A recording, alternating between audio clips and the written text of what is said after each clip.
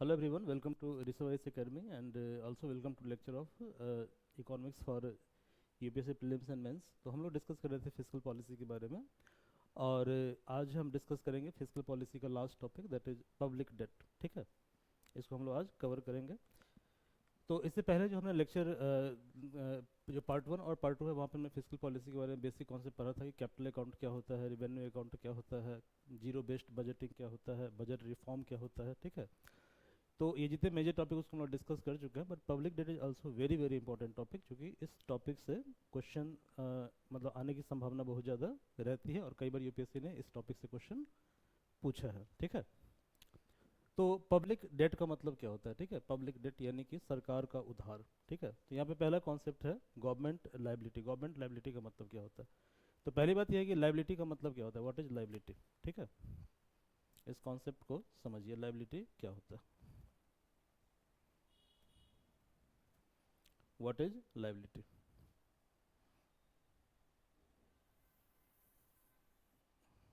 Liability का मतलब क्या होता है?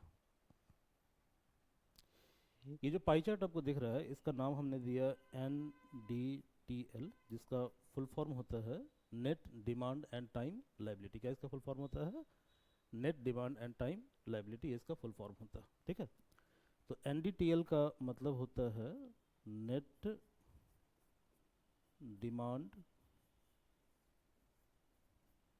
And time liability. Time liability. तो पहले तो ये लाइबिलिटी, लाइबिलिटी होता क्या है? ठीक है, लाइबिलिटी होता क्या है? ठीक है, इसको हम समझते हैं। तो यहाँ पे दो तरह का लाइबिलिटी है, एक है डिमांड लाइबिलिटी और एक है टाइम लाइबिलिटी। ठीक है, तो डिमांड का मतलब क्या हुआ? ये ऑन डिमांड लाइबिलिटी, यानी कि डिमांड मतलब जब भी आप डिमांड करेंगे, ठीक है, जो सामने वाला धारक है वो क्या करेगा, वो आपको वो लायबल है, ठीक है, उस प्रॉमिस को, शर्त को पूरा करने के लिए। ठीक है, तो जो बैंक होता है, बैंक, बैंक में दो तरह का अकाउंट होता है। एक होता है सेविंग एंड करेंट अकाउंट। दो तरह का नहीं, मतलब दो नेचर का अकाउंट होता है। और एक होता है आपका फिक्स डिपॉजिट। क्या होता है? Fix deposit.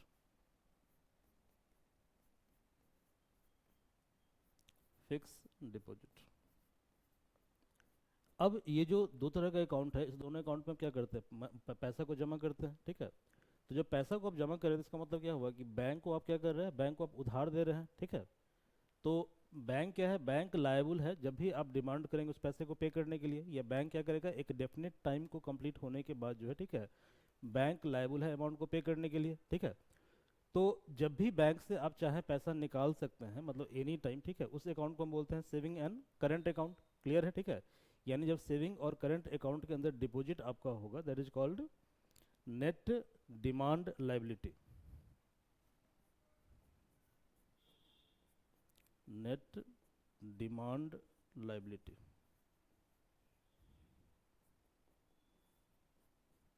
लाइबिलिटी, तो इसमें क्या होगा कि ऑन डिमांड जो है बैंक क्या करेगा? आपके लाइबिलिटी को फुलफिल करेगा। मतलब कि बैंक के अंदर जो आपने पैसा जमा किया है, ठीक है, तो बैंक क्या करेगा? उस पैसे को ठीक है, मतलब आपको फ्रीडम है उस पैसे को विड्रॉ करने की at any time. Okay, that is called net demand liability. Okay, fix deposit में क्या होगा? जैसे ही टर्म पूरा होगा, ठीक है, तो बैंक क्या होगा? Bank is liable to pay that amount with whatever interest bank has promise to you. तो आई थिंक आपको मोटा मोटी लाइबिलिटी का मतलब समझ में आ गया होगा। ठीक है, तो ये क्या है आपका? ये है आपका net time liability. Net time liability.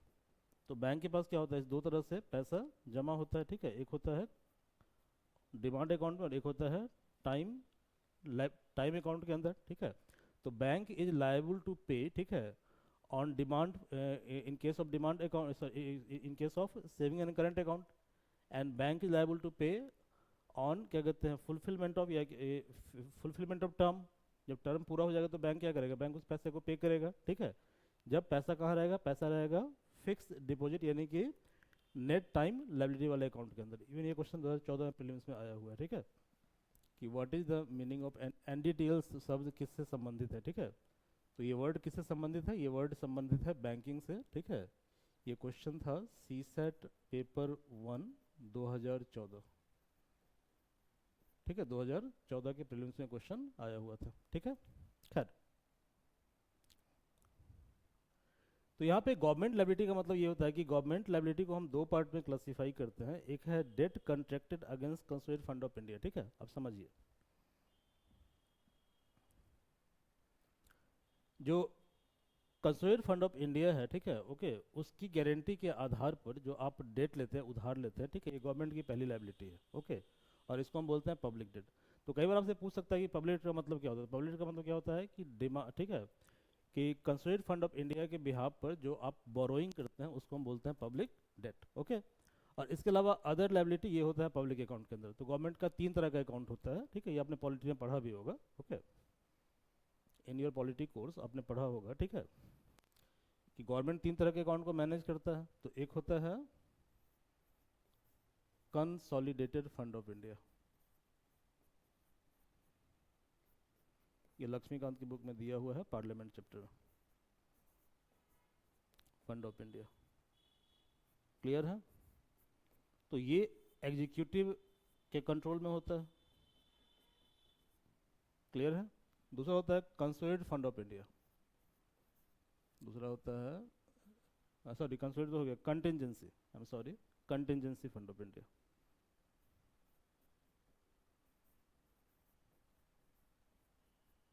Contingency fund of India, तो इसका जो अथॉरिटेरियन होता है, मतलब ये किस अथॉरिटी के अंदर में होता है? तो the president of India, the president of India.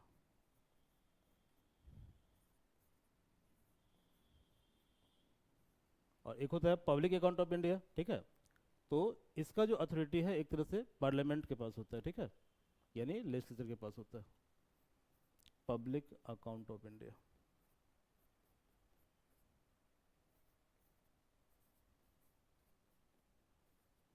Public account of India, ठीक है, इंडिया। तो ये जो होता है ये पार्लियामेंट इसका अथॉरिटेरियन होता है, मतलब पार्लियामेंट के एसेंट के बिना यहाँ से पैसा विड्रॉ नहीं कर सकता, द पार्लियामेंट। समझ में आ रहा है? तो कंसोलिडेटेड फंड ऑफ इंडिया की गारंटी के आधार पर, ठीक है, जो पैसा उधार लिया जाता है उसको क्या बोलते हैं? उसको बोलते हैं पब्लिक डेट, पब्लिक डेट। ये गलती लिखा गया है, कंसोलिडेटेड फंड ऑफ इंडिया क्या होगा? I am sorry, consolidated fund of India. तो जो कंसोलिडेटेड फंड ऑफ इंडिया, इसकी गारंटी के आधार पर जो आप बोरोइंग करते हैं, जो सरकार बोरोइंग करती है, ठीक है, उसे हम बोलते हैं पब्लिक डेट, उसे हम बोलते हैं पब्लिक डेट। और जो बोरोइंग किया जाता है पब्लिक अकाउंट ऑफ इंडिया की गारंटी के आधार पे, ठीक है, बेसिस पे, इसको हम बोलते हैं अदर लाइबिलिटी, इसे हम बोलते हैं other liability. Is it clear और नॉट? ये आपको समझ में आया कि नहीं आया? ठीक है, समझ में आ गया, अदर लाइबिलिटी, ठीक है, अदर लाइबिलिटी। तो गवर्नमेंट की जो टोटल लाइबिलिटी है वो क्या है? कि गवर्नमेंट के द्वारा जो बोरोइंग किया जाता है on behalf of sorry consolidated fund of India as well as public account of India. तो जो कंसोलिडेटेड फंड ऑफ इंडिया के आधार पे जो बोरोइंग किया जाएगा उसको बोलेंगे पब्लिक डेट, और जो बोरोइंग किया जाएगा पब्लिक अकाउंट के आधार पे उसको क्या बोलेंगे? उसको बोलेंगे अदर लाइबिलिटी, ठीक है। लेकिन दोनों लाइबिलिटी क्या है? बोरोइंग है गवर्नमेंट का, ठीक है। तो आई थिंक ये आपको समझ में आ गया होगा कॉन्सेप्ट क्या है। तो पब्लिक डेट क्या है? यही है पब्लिक डेट, कि government liability have been broadly classified into debt contracted against the consolidated fund of India, that is called public debt, and debt other liability in public account. तो जो public debt है इसको हम further दो part में divide करते हैं, क्योंकि जब हम डेट करेंगे, जब उधार हम लेंगे, तो उधार क्या करेंगे? एक तो हम देश के अंदर से उधार ले सकते हैं, ठीक है, और एक हम बोरोइंग कर सकते हैं कंट्री के आउटसाइड, कंट्री के बाहर से, ठीक है। तो जब कंट्री के मतलब within territory of India हम बोरोइंग करेंगे, that is called internal debt. और जब हम कंट्री के टेरिटोरी के बाहर से हम बोरोइंग करते हैं, जैसे हम बोरोइंग कर रहे हैं वर्ल्ड बैंक से, बोरोइंग कर रहे हैं हम आईएमएफ से, ठीक है, तो इस केस में क्या बोलेंगे? उसको हम बोलेंगे एक्सटर्नल डेट, ठीक है, क्लियर है। तो गवर्नमेंट का जो डेट है वो दो तरह का होता है, एक होता है इंटरनल, दूसरा होता है एक्सटर्नल डेट, ओके।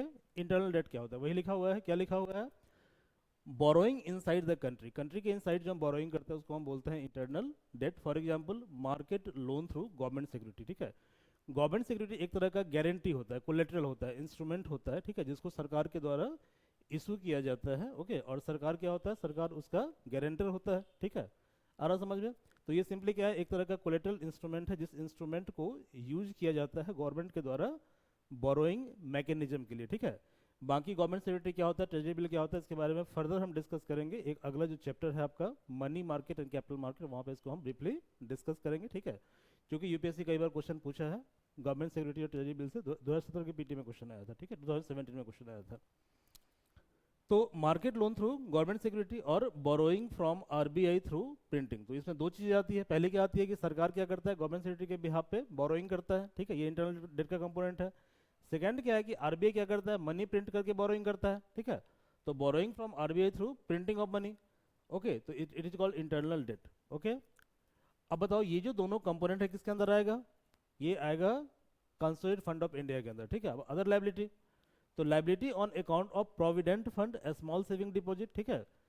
पिछले क्लास में मैंने आपको बताया था स्मॉल सेविंग के बारे में, ठीक है, ये हमने ब्रीफली डिस्कस भी किया था पिछले वाले क्लास में, लेक्चर नंबर 2 में। ओके, तो ये आता है अदर लाइबिलिटी के अंदर। तो liability on account of provident fund of India clear है, और saving deposit, okay, small saving deposit, ये अदर लाइबिलिटी के अंदर आता है।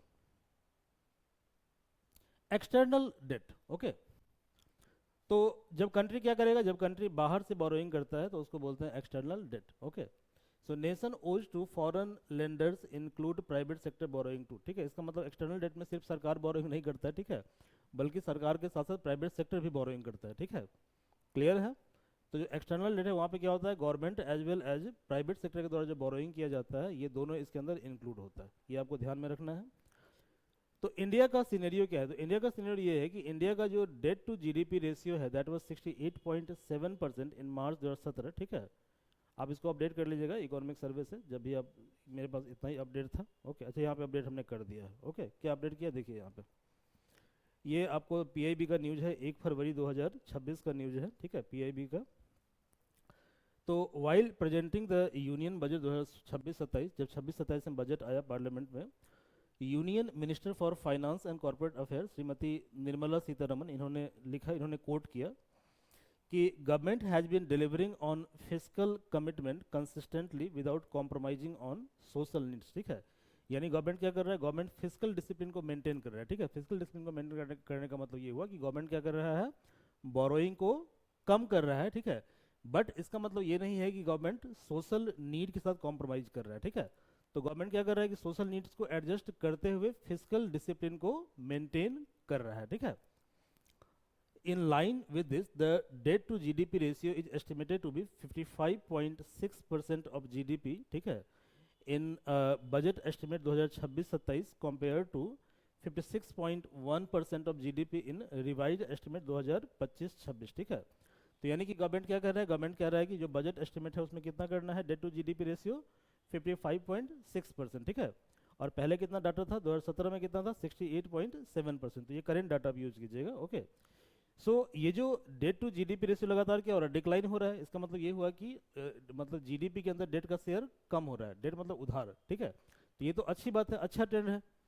So a declining debt to GDP ratio will gradually free up resource for priority sector by reducing the outgo on interest payment, मतलब जितना हमारा बोरोइंग कम होगा, ठीक है, उधार कम होगा, ओके, उससे जो पैसा हमारे पास बचेगा तो उस पैसे को हम क्या करेंगे, जो अदर प्रायोरिटी सेक्टर एरिया होता है उसके ऊपर हम फोकस करेंगे, उसके करेंगे, ठीक है। एक्सटर्नल डेट, ये डॉक्यूमेंट काफ़ी इंपॉर्टेंट है, ये डॉक्यूमेंट जो है आप डाउनलोड कर लीजिएगा।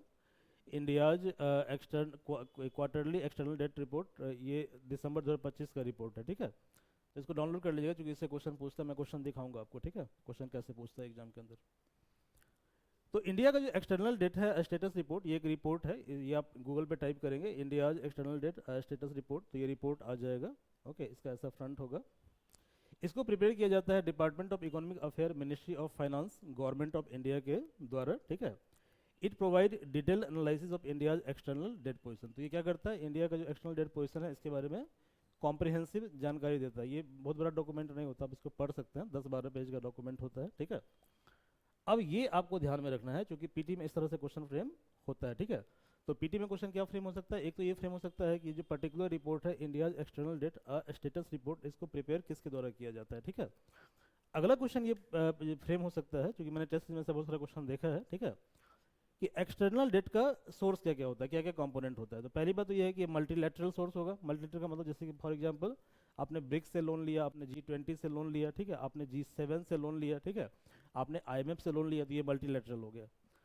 बायलैटरल, आपने यूएस से लोन ले लिया, ठीक है, that is bilateral. IMF international agency, इसके अलावा एक्सपोर्ट क्रेडिट, क्लियर है, कमर्शियल बोरोइंग, NRI डिपॉजिट, इसके अलावा रुपी डेट। तो रुपी डेट जो होता है वो फॉरेन पोर्टफोलियो इन्वेस्टमेंट FPI, इसका दो कंपोनेंट होता है, ठीक है, फॉरेन पोर्टफोलियो इन्वेस्टमेंट और NRI रुपी डिपॉजिट। अब यहाँ पे कुछ टर्म है जो आपको शायद कंफ्यूज करे, जैसे कि यहाँ पे टर्म है FPI, ठीक है, NRI डिपॉजिट। तो इन सारे टर्म को हम डिस्कस करेंगे जब हम डिस्कस करेंगे शेयर मार्केट के बारे में, ये अलग सेपरेट चैप्टर है, तो वहाँ पे हम इसको डिस्कस करेंगे। खैर, ये रिपोर्ट क्या कहता है इसको समझते हैं, ठीक है, क्योंकि ये नोट्स इसी रिपोर्ट के आधार पर तैयार किया गया है। ये जो रिपोर्ट है 2025 का, इसके आधार पर इस नोट्स को तैयार किया गया है, ठीक है। तो India's external debt analysis by December 2025, okay.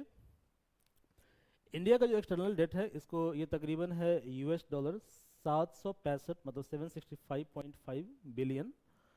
इसमें जो डेट दो तरह का होता है, एक होता है लॉन्ग टर्म, एक होता है शॉर्ट टर्म। शॉर्ट टर्म का मतलब ये होता है कि बहुत कम समय के लिए जो है, ठीक है, हमने लोन लिया है, उसको बहुत जल्दी हमको वापस करना होता है। लॉन्ग टर्म में क्या होता है, उसका टर्म काफ़ी लंबा होता है, 50 साल 60 साल। जैसे वर्ल्ड बैंक, IMF, इसे जो हम लोन लेते हैं, ये लोन काफ़ी ज़्यादा लॉन्ग टर्म लोन होता है, ठीक है। तो जनरली लॉन्ग टर्म इकोनॉमी के लिए बेनिफिशियल होता है, जो शॉर्ट टर्म लोन है वो उतना बेनिफिशियल नहीं होता है, ठीक है। तो long term external debt accounted for 80.31%। ये डाटा इतना याद करने की जरूरत नहीं, बस आपको एक परसेंटेज का अप्रॉक्सीमेशन होना चाहिए, ठीक है। तो लॉन्ग टर्म डेट क्या होता है, ज़्यादा होता है, क्योंकि इकोनॉमी के लिए वो बेटर होता है, ठीक है। While the remaining are short term debt, मतलब कि 80.31 आपका क्या लॉन्ग टर्म है, तो रिमेनिंग आप माइनस कर लीजिए 29 पॉइंट समथिंग जो है, ठीक है, सॉरी 19 पॉइंट समथिंग, वही आपका शॉर्ट टर्म डेट होगा। इसके अलावा debt to GDP ratio stood at 20.4%, okay. US dollar remain, अच्छा ये पूछता है कि ज़्यादा जो हमारे पास जो ये है क्या बोलते हैं, मतलब एक्सटर्नल डेट होता है, तो उसमें ज़्यादा डिनोमिनेशन किसका होता है, फिर उससे कम किसका होता है, फिर उससे कम किसका होता है, ठीक है। इस तरह क्वेश्चन टेस्ट सीरीज में मैंने कई बार देखा है और प्रीलिम्स में पूछा है। तो जो US डॉलर के डिनोमिनेशन में जो डेट है उसका रेशियो सबसे ज़्यादा होता है 54.8%, मतलब ये रिपोर्ट जो कहता है। फॉलोड बाय इंडियन रुपी 30.1%, इसके बाद उससे कम लोन होता है जापानीज येन 6.3%, इसके बाद SDR, ये IMF का रिसीट है, ठीक है, इसको बोलते हैं स्पेशल ड्राइंग राइट्स बोलते हैं, ओके। तो ये कोई करेंसी नहीं है, ध्यान रखिएगा। ये भी क्वेश्चन पूछा है कि SDR करेंसी है या नहीं, तो SDR करेंसी नहीं है, ठीक है, ओके। ये SDR जो है इसको यूज किया जाता है IMF के द्वारा, ओके।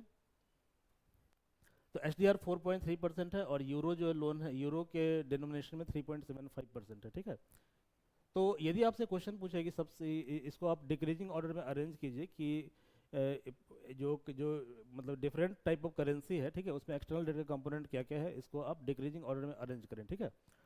तो सबसे ज़्यादा क्या है US डॉलर, तो US डॉलर फॉलोड बाई रूपी, followed by Japanese yen, followed by SDR, followed by euro, okay. इसका कुछ कोड बना लीजिएगा। तो वैल्यूएशन इफेक्ट क्या होता है, तो valuation effect arises due to external debt denominated in different currency, ठीक है। अब देखो क्या होगा, जब डॉलर फ्लक्चुएट होगा तो इस केस में क्या होगा, इस केस में डेट का अमाउंट फ्लक्चुएट होगा। नहीं समझ में आया, देखिए समझिए व्हाट इज वैल्यूएशन इफेक्ट।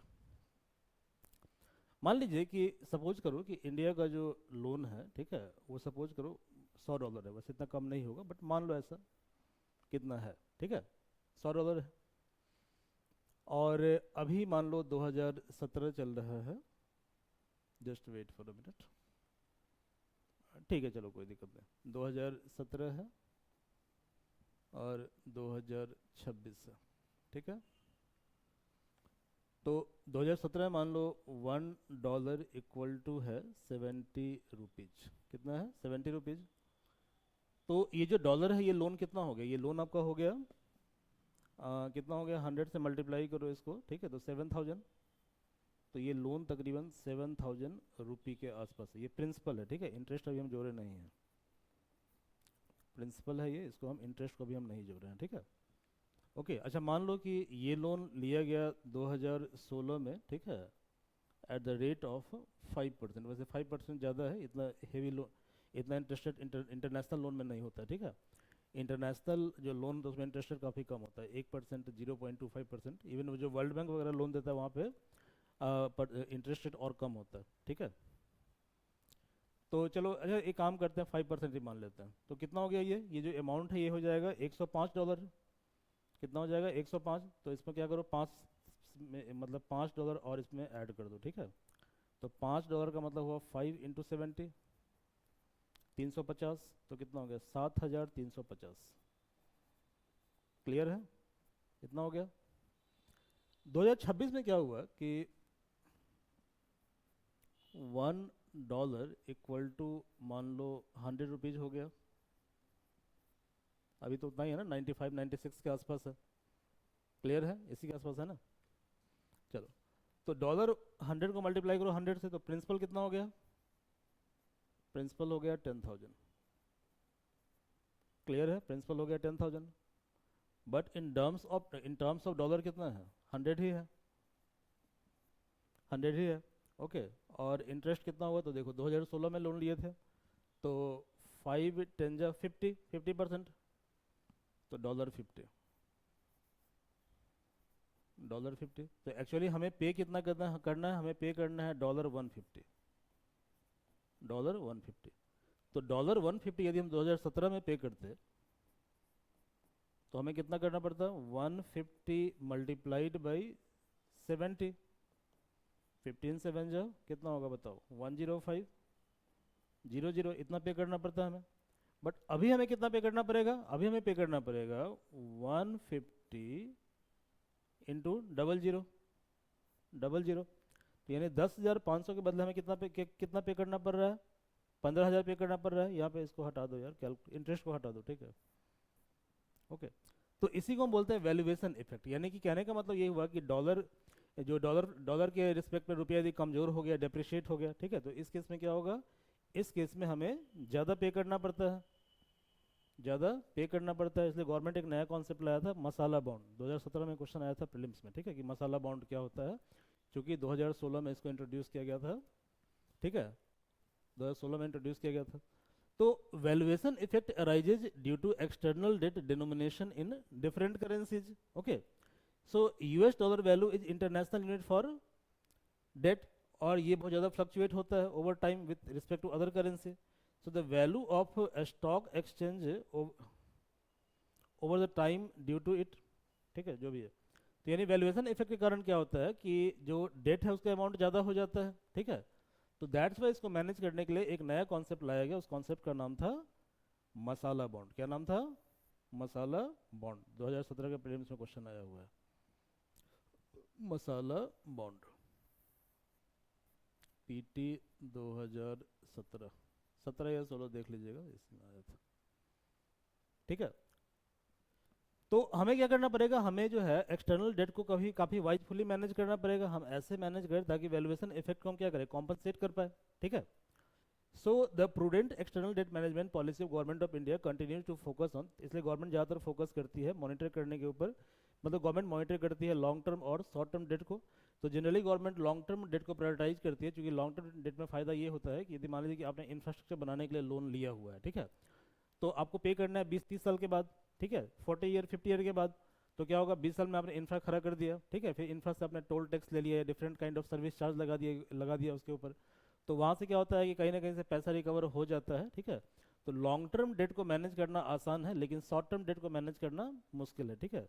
जैसे मान लीजिए कि आपने लोन ले लिया 5 ईयर के लिए और प्रोजेक्ट आपका कंप्लीट हुआ ही नहीं, तो प्रोजेक्ट से बेनिफिट अर्न नहीं किए, प्रोजेक्ट कंप्लीट भी नहीं हुआ, और आपको लोन को रीपे करना है, वापस करना है, तो ये चैलेंजिंग हो जाता है।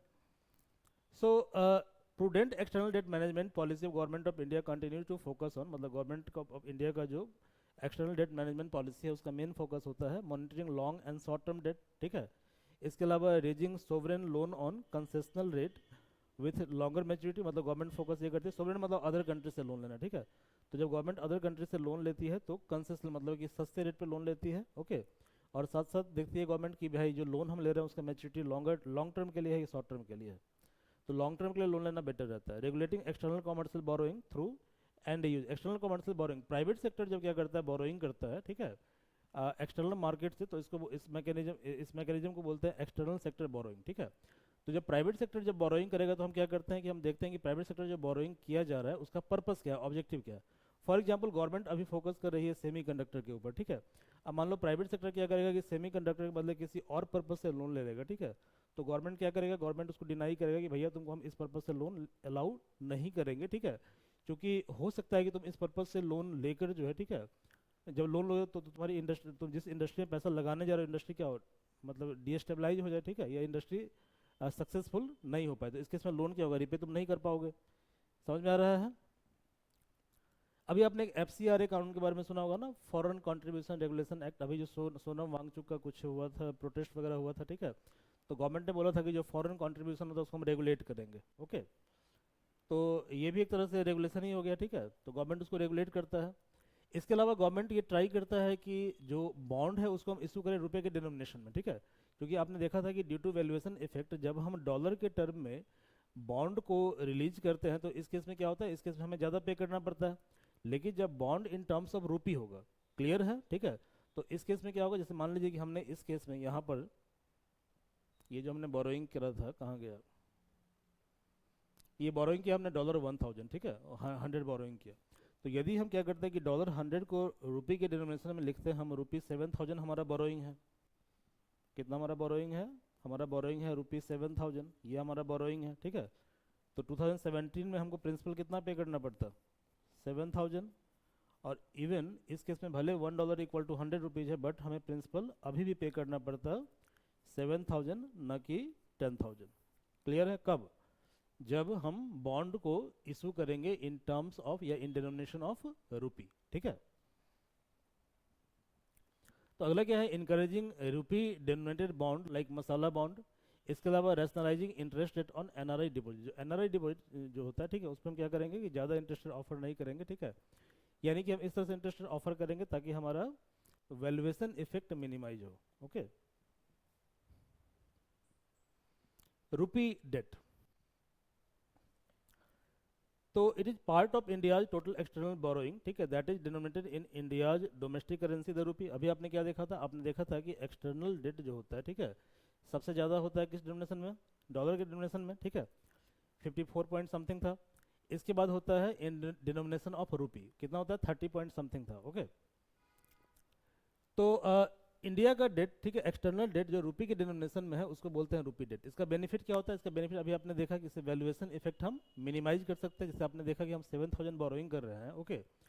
तो 2017 में कितना है 7,000 प्रिंसिपल, और 2026 में कितना प्रिंसिपल है 7,000 है, ठीक है। तो ये फायदा है रुपी के टर्म्स में डेट का, उधार का। So borrower return as much as he borrowed with interest due to fix value, clear है। So it is unaffected by depreciation और एप्रिसिएशन ऑफ रुपी, क्लियर है। तो इससे क्या होगा, तो यानी कि जो डेट है उसके ऊपर असर नहीं पड़ेगा रुपया के एप्रिसिएट या डेप्रिसिएट होने का, ठीक है। बट अभी तक तो रुपया डेप्रिसिएट ही हो रहा है, ठीक है। तो डेप्रिसिएशन में नुकसान है, एप्रिसिएशन को फायदा है, ठीक है, ओके। तो रुपी डिनोमिनेटेड डेट जो है इसका कैटेगरी इंडिया में क्या क्या है, ठीक है। तो पहला कैटेगरी क्या है, include outstanding defence and civilian state credit extended to India by the erstwhile USSR, ठीक है। सेकंड है repayment is primarily through the export of goods to Russia, ठीक है। हम क्या करते हैं कि रशिया को गुड्स के फॉर्म में